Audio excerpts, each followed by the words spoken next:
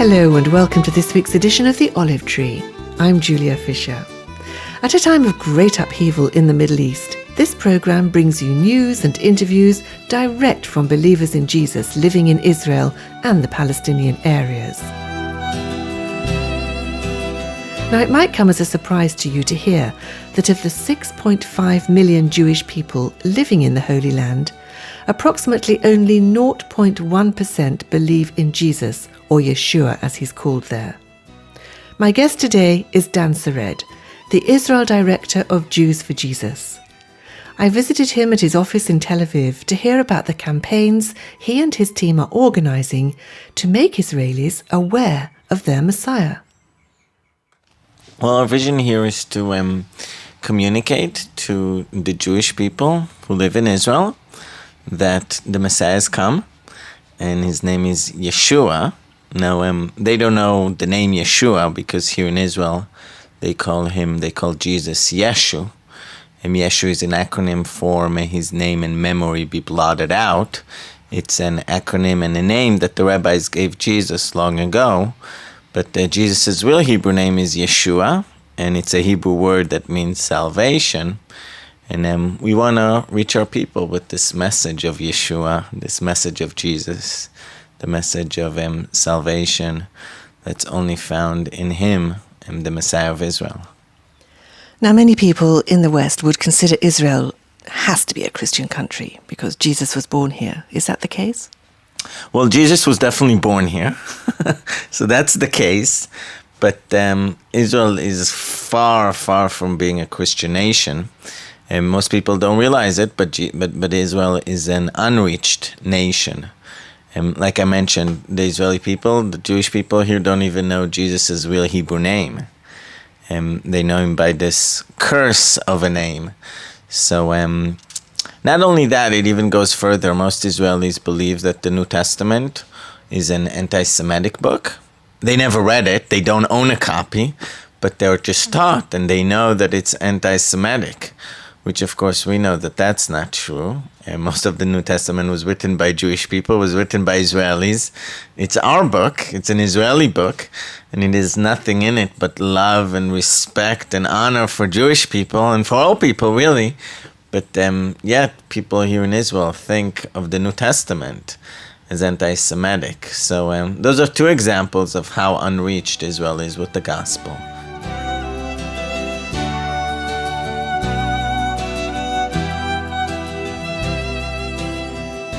Dan, just explain why that feeling is so strong. It obviously goes back into history a long way. Yeah, well, that all comes from the history. The roots of anti-Semitism begins with the title that Jewish people have had of being Christ killers. So right away, it all comes back to Jesus, So in the Jewish mind, for Jewish people, okay, well, look at all these Christians, Obviously, they hate us, they persecute us. So therefore, their faith, their book must be anti-Semitic. I think that's where it goes back to. So what about your story then? You obviously haven't been a believer all your life. No, I came to faith in December of 97, and through the testimony of a Jewish believer. When I was 15, my dad job sent him to the United States. So my mom and I moved with him, and I graduated from high school and university in New York. And in university, I met a Jewish person who believes in Jesus that shared the gospel with me. And since I was open and searching, I came to faith through her testimony, but really more from studying the scriptures and seeing that Jesus indeed fulfilled the prophecies in the Old Testament, prophecies about the Messiah. And we read all about how he fulfilled those in the New Testament. And I've never read or held the New Testament before, but when I saw that it was a book about my Jewish Messiah, I was immediately gripped, and then I came to faith in him, It obviously is a huge challenge, therefore, for a Jewish person to pick up a New Testament and to realize that it's true. Well, that's where the surprising element comes. Here in Israel, actually, Israelis love to get a free copy of the New Testament because they realize that it's a book that's not accessible to them here. Now, we have plenty of copies to send it to them for free. But so when they're given the option, they want to read it because they realize that, wait a second, no, I haven't read it for myself. And when we tell them that Jesus is Jewish, they say, oh yeah, of course he's Jewish. And we say, well, if he's Jewish, why are you saying it's anti-Semitic? They say, well, oh, maybe he changed his religion. We say, no, he didn't. Why don't you read about it? Why don't you find out for yourself? And since in Israel there is, among the seculars, there is some animosity towards the religious extremists, towards the ultra-Orthodox, they kind of realize, oh, wow, you know what? Yeah, let me go against the rabbis or let's pick up a New Testament and read it. And they love reading the New Testament in Hebrew. They love the fact that it's because it's translated from Greek. It's written in a language that they can understand because it's in modern Hebrew versus the Tanakh that's in biblical Hebrew that's harder for them to read and understand. So they love that. And then we're finding people who are actually very, very open to receiving a free copy of the New Testament.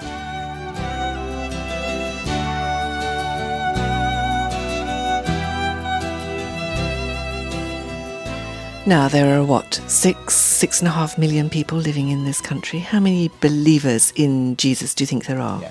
First of all, there are more like probably about 7.5 million people living in Israel, including the Palestinian territories.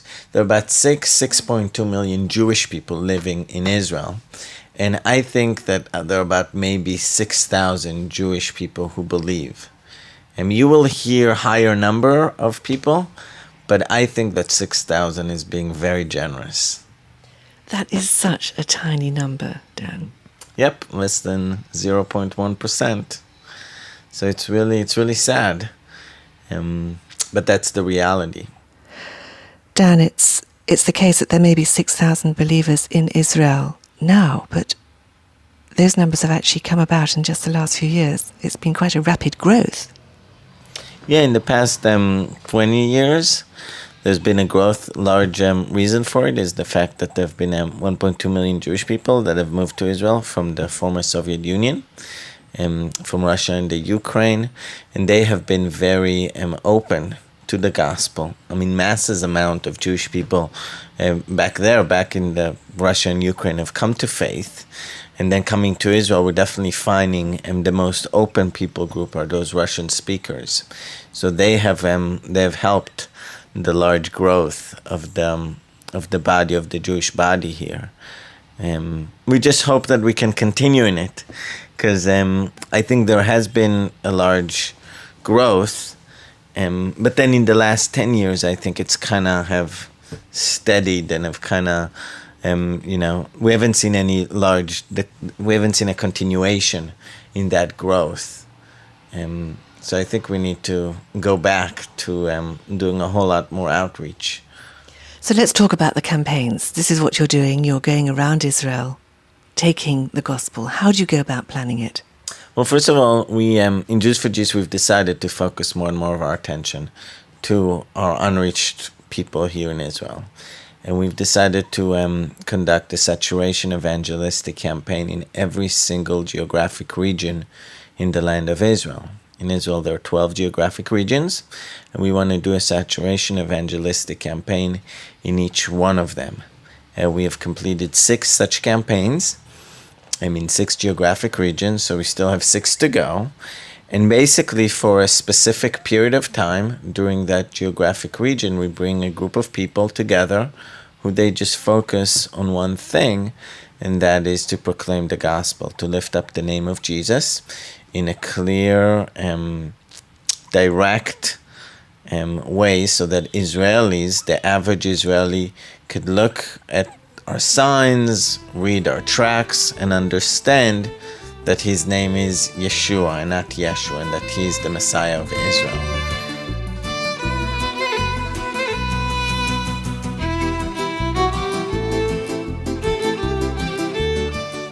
So that's our goal.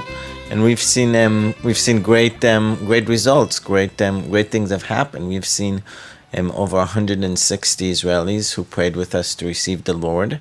Out of those 160, we know of 16 who actually are attending congregation, who got baptized.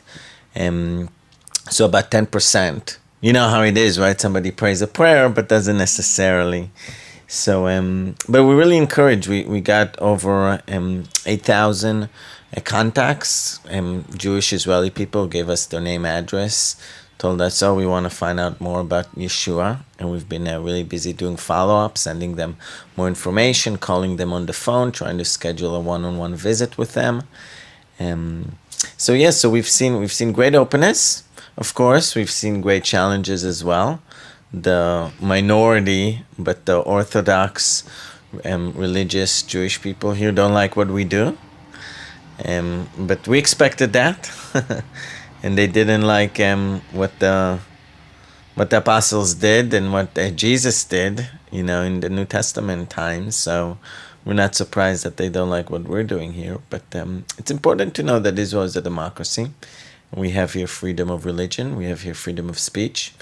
And, Christians all over the world need to understand that, doing evangelism in Israel, yes, it could be difficult, it could be challenging, but it's definitely possible and it's definitely legal. So I want to encourage all you Christians out there, come to Israel, share the gospel, share your faith.